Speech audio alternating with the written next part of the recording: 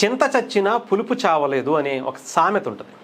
ఎగ్జాక్ట్గా తమిళనాడులో ఒక పార్టీకి, ఆ పార్టీకి సంబంధించినటువంటి ఒక నాయకుడికి డిప్యూటీ సీఎం అంటే మనం ఎక్కువగా పవన్ కళ్యాణ్ గారే కనిపిస్తారు.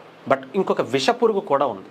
అది తమిళనాడులో చాలా బలంగా మొన్నటి వరకు, ఎలక్షన్స్ ముందు వరకు ఆ విషపురుగు చాలా బలంగా పనిచేసింది. ఎంతసేపు సనాతన ధర్మం మీద విషం చిమ్ముతూ, విషం కక్కుతూ, ఎంతసేపు ఆ మతం మీద పడి ఏడవటమే తన జీవిత లక్ష్యంగా పనిచేస్తూ కనిపించినటువంటి ఒక వ్యక్తి ఉదయనిధి స్టాలిన్. తండ్రి తాత పేరు చెప్పుకొని సినిమాల్లోకి వచ్చి ఆ తర్వాత రాజకీయ వారసత్వాన్ని కొనసాగించేద్దాం, మనమే తర్వాత రాజ్యం అంతా కూడా ఏలేద్దామని చెప్పి విర్రవీగినటువంటి ఆ వ్యక్తికి సనాతన ధర్మం జోలికి ఎప్పుడైతే వచ్చాడో, వాళ్ళ నాన్న చేసినటువంటి మంచి పనులు కూడా, ఆఖరికి ఆ ప్రభుత్వం చేసినటువంటి కాస్తో కూస్తో మంచి పనులు కూడా ప్రజలు పక్కన పెట్టి కేవలం ఉదయనిధి స్టాలిన్ చేసినటువంటి ఆ తొత్తర మాటలు, విషం చిమ్మేటువంటి ఆ భావజాలం, దాని మీదే అక్కడ ప్రజలు ఆ పార్టీని, ఆ పార్టీ అధినాయకుడు స్టాలిన్ని, అక్కడ ఉండేటువంటి వాళ్ళ కూటమిని కూడా తిరస్కరించి ఇంటికి పంపించినటువంటి పరిస్థితి కనిపించింది. ఒక సాధారణమైనటువంటి వ్యక్తి మీద ఓడిపోవటం జరిగింది స్టాలిన్ అనే వ్యక్తి. బట్ అయినా కూడా బలుపు తగ్గల, తొత్తర అస్సలు తగ్గల. అందుకనే అంటున్నా, చింత చచ్చినా పులుపు చావలేదు. ప్రజలు ఇచ్చినటువంటి తీర్పు, ఎంత మంచి పనులు చేసినా కూడా మనం ఇలా ఓడిపోవటానికి కారణం ఏంటి అని ఆలోచించుకోకుండా మళ్ళీ అదే సనాతన ధర్మం మీద అసెంబ్లీ వేదికగా ఇప్పటి ముఖ్యమంత్రి విజయ్ ముందు కూడా ఆయన సనాతన ధర్మాన్ని కించపరుస్తూ, సనాతన ధర్మం అనేది ప్రజల్ని విడగొడుతుంది, దయచేసి దాన్ని తుదుముట్టించండి అని అసెంబ్లీలో స్పీచ్ రూపంలో, అంటే ప్రకటన చేశాడంటే ఎంత ధైర్యం, ఎంత కండకావరం, ఎంత బలుపు ఉంటే చేస్తాడో ఆలోచించండి.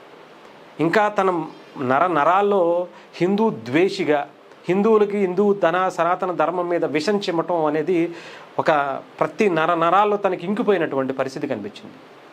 మరి దీన్ని అక్కడ ఆయన ప్రాణ స్నేహితుడు, కాలేజీ మెట్టు విజయ్ గారు కూడా దానికి ఎక్కడా కూడా కౌంటర్ ఇవ్వకుండా ఆయన చేతులు జోడించి నమస్కారం చెప్పి ఆయన పంపించేసినటువంటి పరిస్థితి ఉంది. మరి ఆయన ఎలా సీరియస్గా తీసుకుంటారు?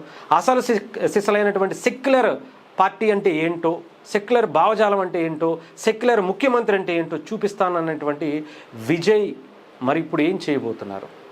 సినిమాల్లోనేమో నటుడు విజయ్ చాలా గొప్ప నటుడిగా, మంచి యాక్టర్గా అందరికీ తెలుసు. కానీ రాజకీయాల్లో ముఖ్యంగా సీఎం పదవి దగ్గరికి వచ్చేటప్పటికి జోసెఫ్ విజయ్ అని ఆయన యాడ్ చేసుకున్నటువంటి పరిస్థితి కూడా కనిపించింది. అంటే మరి దీని మీద ఆయన అభిప్రాయం ఏంటి? కనీసం అలాంటి మాటలు వద్దు అని చెప్పి అసెంబ్లీలో రికార్డ్స్ నుంచి తొలగించాలనేటువంటి మాట కూడా అక్కడ మాట్లాడనివ్వలేదంటే ఆలోచించాలి. ఈరోజు ఆయన బల నిరూపణ కూడా జరిగిపోయింది. ఆయనకి అనాడీఎంకేకి సంబంధించినటువంటి చాలామంది ఎమ్మెల్యేలు మద్దతు కూడా ఇచ్చేశారు. దాదాపు 140 నుంచి 150 వరకు ఆయనకి మద్దతు కూడా వచ్చింది. మరి ఏం చేయబోతున్నారు?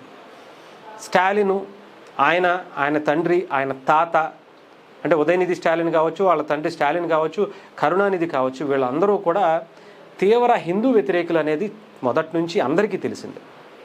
దానిని వద్దని ఇప్పుడు విజయ్ గారికి ఇస్తే మరి విజయ్ గారు ఏం చేయబోతున్నారు అనేది కూడా మనం చూడాలి. ఇకపోతే ఇక్కడ ఉదయనిధి స్టాలిన్ చాలా బలంగా ఒకటి గుర్తుపెట్టుకోవాల్సినటువంటి అంశం, మీ తాత వల్లే కాలేదు, మీ తండ్రి వల్లే ఏమీ పీకలేకపోయాడు. సనాతన ధర్మం జోలికి వస్తే మీ తాత ఏమయ్యాడో, మీ తండ్రి ఏమయ్యాడో, నీ పరిస్థితి, నీ పార్టీ పరిస్థితి ఏమైందో ఇప్పుడు తమిళ ప్రజలు ఇచ్చినటువంటి తీర్పుతో నీకు అర్థం అవ్వాలి. వాళ్ళే ఏమీ పీకలేనప్పుడు మళ్ళీ నువ్వు వచ్చేదో పీకేస్తాను, సనాతన ధర్మాన్ని తుదుముట్టిచ్చేస్తాను అంటే మీ తాతలు తండ్రుల వల్లే కాలేదు, నువ్వెంత? ఎంతోమంది కొన్ని వందల సంవత్సరాల పాటు అదే కార్యక్రమాన్ని ఇక్కడ హిందువుల్ని భారతదేశం నుంచి రూపుమాపాలనేటువంటి ప్రయత్నం చేస్తేనే వాళ్ళే ఏం పీకలేకపోయారు, నువ్వెంత ఆఫ్టర్ ఆల్ అని చెప్పి అనాలని చాలామంది అనుకుంటున్నారు. సో దయచేసి నిజంగానే చెప్తున్నాను కదా, ఇలాంటి వాళ్ళు ఎంతోమంది వచ్చారు. గజనీ మహమ్మద్దులు కావచ్చు, ఎంతోమంది ఈ దేశం మీదకి దండయాత్రకు వచ్చి ఏమీ పీకలేక వెళ్ళిపోయినటువంటి పరిస్థితి ఉంది. వీళ్ళంతా చెప్పండి.